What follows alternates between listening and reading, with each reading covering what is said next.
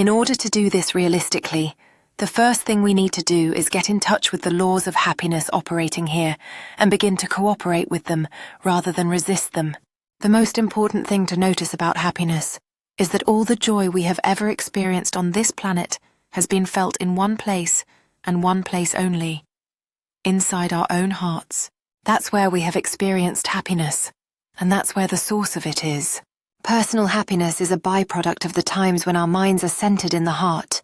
When the mind is inside the heart, it's happy because it's home. There are certain materialistic experiences, common to most of us, that can temporarily produce that state of happiness. One of these experiences is falling in love. If you have never fallen in love, the experience of infatuation is an effective facsimile.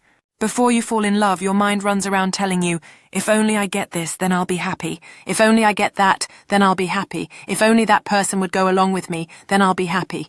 And the time comes when you fall in love. Well, since the mind is not programmed to handle love, as soon as you feel it, it pops the mind from its attachment to the world back into the heart center, where it is naturally attached. And for a while, you're happy, because for a while you're home.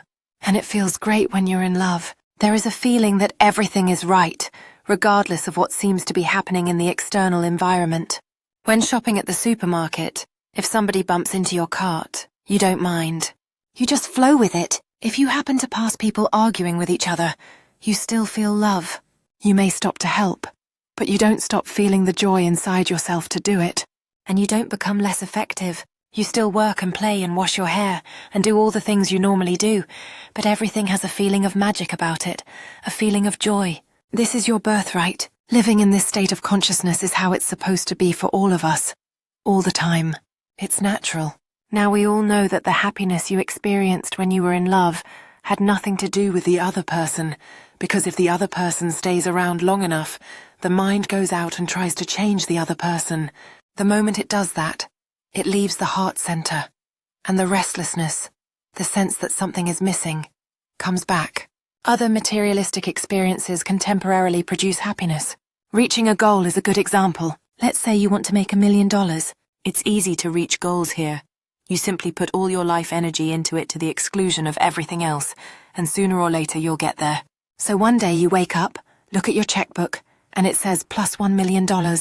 Well, the mind is not programmed to handle success. Like love, the feeling of success is spiritual. So as soon as the goal is reached, it pops the mind from its attachment to the world, and back the mind flies into the heart center. And for a while you are happy. That happiness lasts until the mind becomes restless and begins to say, well, if 1 million made us this happy, think how happy 2 million will make us. Probably twice as happy. And out of the mind goes into the world to make that second million. When it does that, it leaves the heart center, and the unhappiness comes back, the incompleteness, the feeling that something has to happen in order for you to be happy again. Other things can temporarily produce happiness, such as a moment of beauty in nature.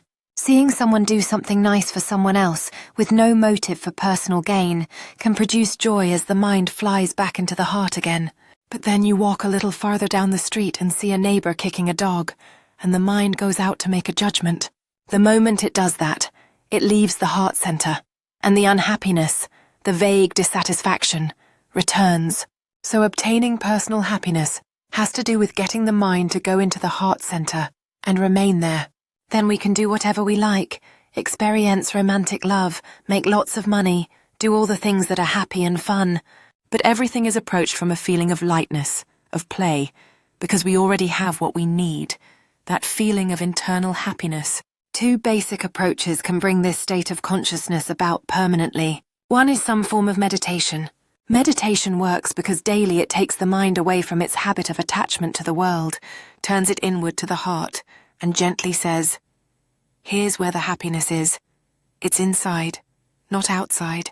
And little by little the mind, which is a slow learner, begins to get the idea. With proper meditation, the power of contacting reality within yourself for even 20 minutes a day can grow so strong that you can spend the remaining 23 hours and 40 minutes of the day out in the world without losing the feeling of assurance and inner joy.